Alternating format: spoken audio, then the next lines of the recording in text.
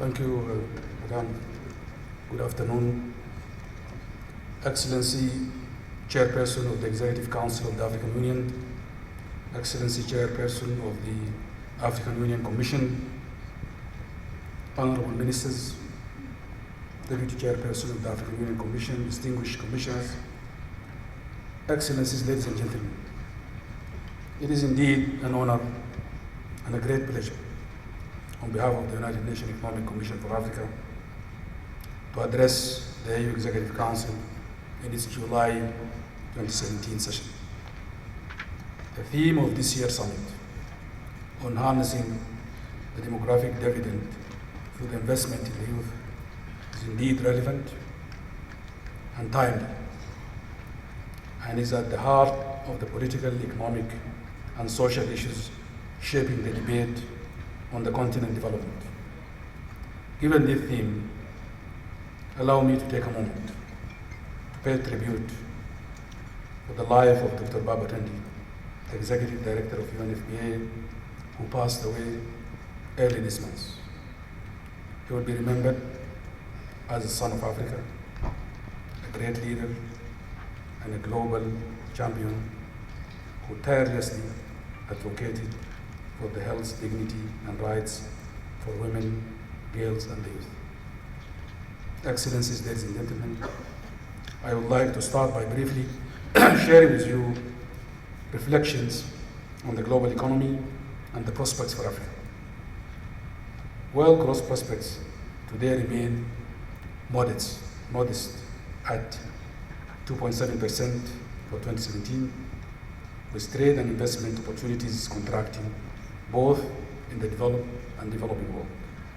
Although growth is projected to rise to 2.9% in 2018-19, the global outlook remains ambiguous, especially as commodity prices are expected to continue stalling. In Africa, compared to the rest of the world and to its earlier robust economic performance over the last decade, which averaged about 5.4% per annum, the continent growth has also slowed down to 3.2% this year and expected to rise slightly to 3.8% in 2018. But the picture may not be as bleak as it appears for the continent. Allow me to mention just a few factors in the continent's favor that must be leveraged to help build resilience to overcome the global shocks as well as sustain growth. The first is urbanization, which will continue to contribute significantly to Africa's economic performance in the coming years. Second, deepening trade and investment ties in Africa through regional integration is critical, and the proposed continental free trade area will further facilitate large gains from trade.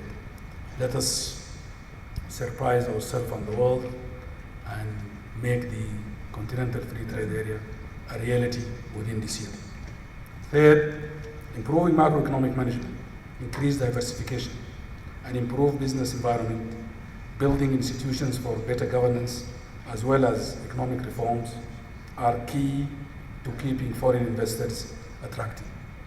And fourth, boosting growth with demographic factors, which is, I'm very gratified to see it is the theme of this summit.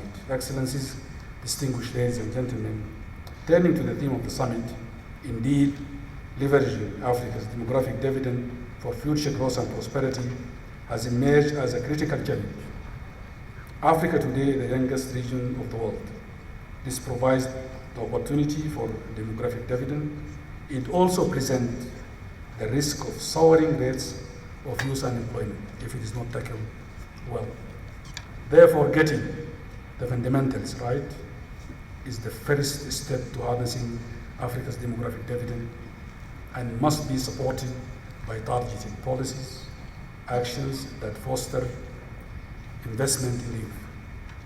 There is indeed strategic urgency to put in place policies which take advantage of the demographic dividend.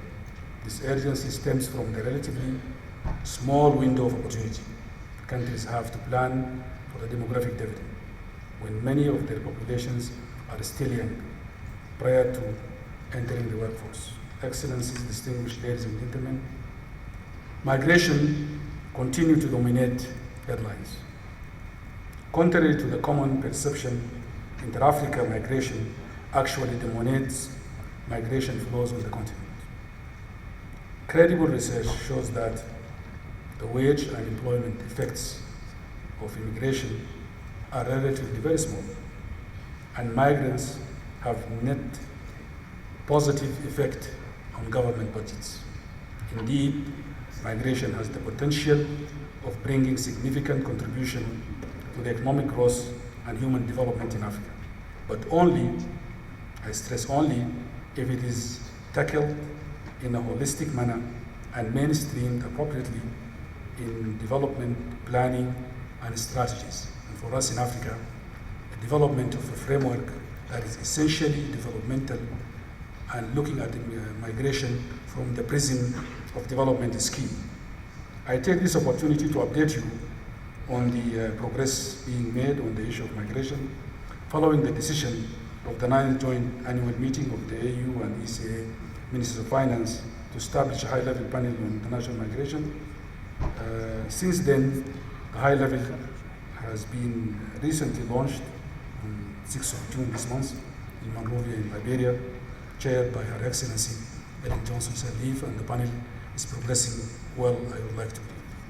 Finally, and linked to the summit theme, domestic resource mobilization must be expanded to provide for an increased public investment on employment promotion and social protection, in line with the Addis Ababa Action Agenda of 2015.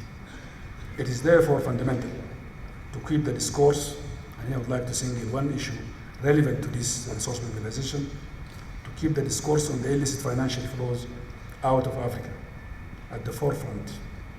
Estimated flows from Africa at $80 billion per annum may well be short of reality, given the scale and the negative impact of such flows on Africa, development and governance agenda. This is no longer just a continental agenda, but also an international one. Allow me to also appraise you on the progress that has been made since the endorsement of the report of the high-level panel on illicit finance by Head of State and Government in 2015.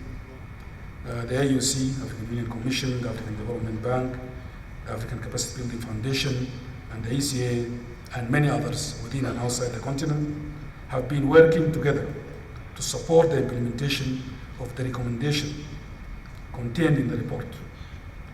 Various activities were undertaken, including the Stop the Bleeding campaign and the establishment of the consortium of stakeholders to stem illicit financial flows. Therefore, curtailing illicit financial flows is imperative for the implementation of Agenda 2063 and the Sustainable Development Agenda 2030.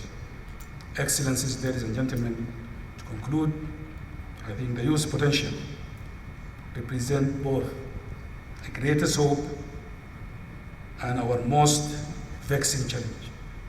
Our yardstick for success will be adequately measured by future generations if our words are weighed against our action to foster transformative and inclusive development.